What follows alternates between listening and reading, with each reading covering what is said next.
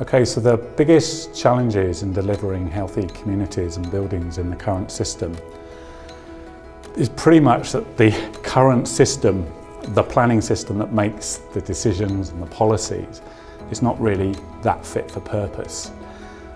We've had consistently governments trying to tweak the system to try and make it more effective. And what we're starting to see now is a push towards, say, delivering more houses, delivering economic growth. These objectives are pursued in silos. So what we effectively now need is an approach that tries to build much broader, more holistic ideas. And this is where placemaking comes into being. So placemaking is an idea that brings together the components of people, place and environment together. Now the current system is fragmented, and I've used the term disintegrated because what we tend to get are these silos all operating in splendid isolation and not connecting. And that means that the system will be providing perverse outcomes based on conflict, not based on consensus and cooperation. And in my view, the current system, because it's predicated on, say, targets that are building, say, 300,000 houses, it says nothing about building resilient communities. That's the priority. So you get the focus on the house building without thinking about the other components of the built and natural environment jigsaw. So I'd like that jigsaw to connect together. The biggest challenge to a lot of what we know will make people live healthier and more fruitful lives is the fact that there are standards for things like highways and maintenance regimes that go with those that mitigate against a lot of the stuff that people would want to design into a street. Letchworth Garden Village could not be built in Northamptonshire in the year 2018.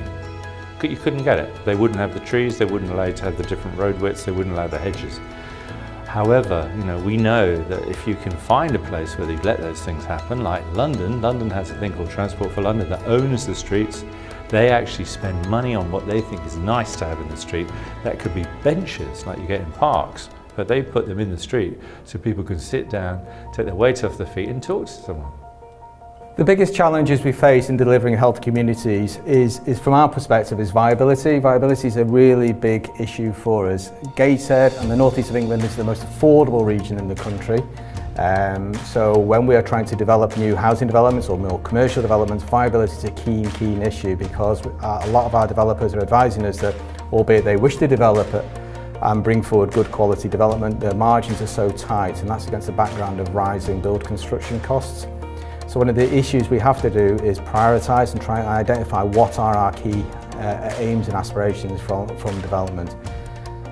Slight criticism, a number of the models we see for healthy towns, etc., come from the southeast of England, where the margins are much greater, where developers can deliver good quality developments, where it's really difficult for the northeast of England. Allied to that is the issue around the revenue costs. One of the key issues we have is if we're developing new towns, we want to make sure there's good quality open spaces, good quality sustainable urban drainage systems, but these have to be maintained, and often with budget cuts within councils, the councils are increasingly finding it really difficult to maintain these areas. So we'll have to come up with imaginative solutions that could include private management companies or using the voluntary sector to help support open spaces and the green infrastructure. I think there are a couple of big challenges in delivering healthy buildings in the construction sector.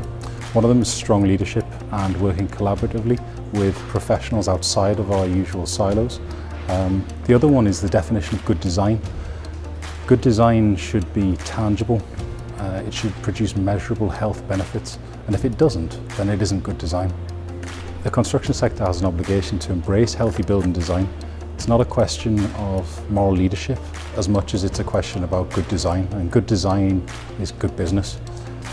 We need to become thought leaders, and we need to make sure that we are becoming agents of change for the social good and to create buildings that are just better for people.